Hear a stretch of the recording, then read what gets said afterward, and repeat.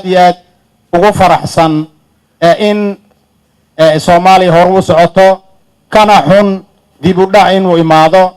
insha Allah waxaan idin leeyahay waa mar labaad iyo mar saddexaad hambalyo waxaan la qabaa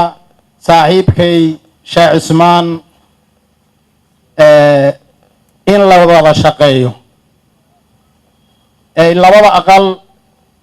Jamhuuriyadda Federaalka ay wada shaqeeyaan dawladda iyo labada aqal ay wada shaqeeyaan maamul goboleedyada iyo dawladda ay wada shaqeeyaan shacabka iyo xukuumadda ay wada shaqeeyaan baan sida hadda aan nahay maalin walba inaan tacsiyo ku jirno maalin walba in gabar foolanayso cisbitaalka ay gaari wayso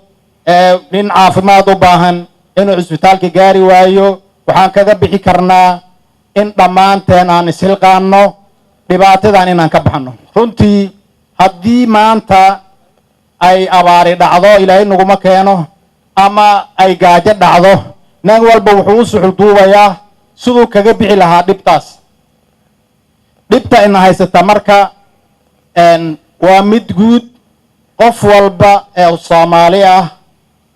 ee waxgarad ah qaangaar ah waajibka saaran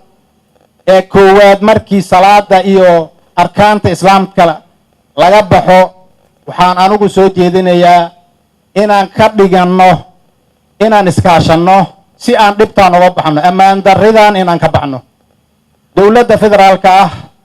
ee dalkan ayada ilaahay xilkeeda u dhiibay madaxdooda waxaan kula dardaarmaynaa ma habaarayno ma caynayno laakiin waxaan leenahay dadaala dawladda markii ay waajibka ay leedahay qaadato oo la doorto waajibka koowaad waa siyaanatul amni in amniga la sugo baa lambar koow ah amni hadduunu jirin horumar ma imaan karo isbitaal lama samayn karo waxbarasho lama samayn karo tacab lama samayn karo dawladda federaalka oo hadda ugu weyn yahay ra'iisul wasaarahana la fadhiyo xukuumaddiisa iyo madaxweynahaba iyo inta kale xubnaha waxaan kula dardaarmaynaa oo u sheegaynaa annaga diyaar baan nahay haddaan nahay ummadii Soomaaliyeed haddaan ka nimid maamul goboleedyadii xubnaha ka ahaa dawladda federaalka waxaan mar labaad iyo mar saddexaad leeyahay oon ku dardaarmayaa dawladda ha u istaagto amniga dalka muqdisho kaliya lagama sugi karo waxaan isleeyahay haddii nimankan inta loo istaago gobolada laga xoreeyo ma u suurtogelayso in ay intay wax badan soo abaabulaan ay xuduntii ummadda Soomaaliyeed madaxtooyadii horteeda hoteeladii ay madaxda iyo diblomaasiyiinta degenaayeen inay qarax la eegtaan ma awoodi karaan haddii si dhab ah loola dagaalamo namiyo aniga mar labaad iyo mar saddexaad waxaan leeyahay ma garanayo sabab horumar ku imaan karo dawlad lagu ahaan karo hadduusan amni jirin aniga mar labaad iyo mar saddexaad waxaan leeyahay amniga aan wax ka qabanno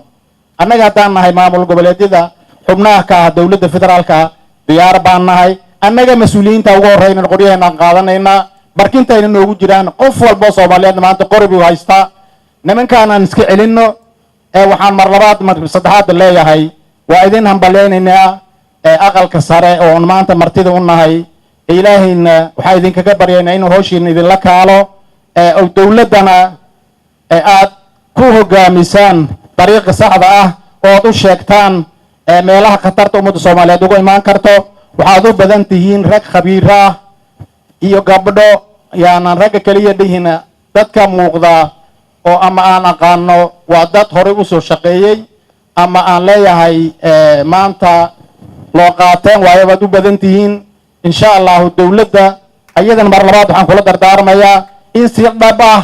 aqalka loola shaqeeyo oo la kubciyo la garab istaago insha Allah taala aad iyo aad baad u mahadsantihiin mar labaad mar saddexaad hambalyo